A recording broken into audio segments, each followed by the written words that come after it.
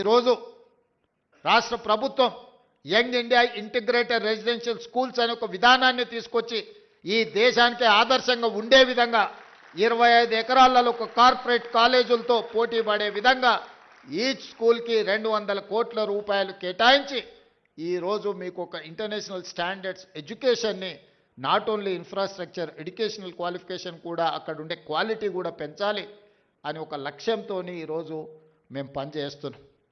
ఈరోజు చాలామంది విమర్శిస్తున్నారు. ఇవాళనే పత్రికలో చూసిన ఈ SC ST BC minority EWS పిల్లలకు 200 కోట్ల రూపాయలు పెట్టి 100 అంటే దాదాపుగా 25,000 కోట్ల రూపాయలు ఖర్చు పెట్టి కట్టాల్సిన అవసరం ఉందా అని ఒక పత్రిక రాసింది. ఒక రాజకీయ పార్టీకి సంబంధించిన పత్రిక.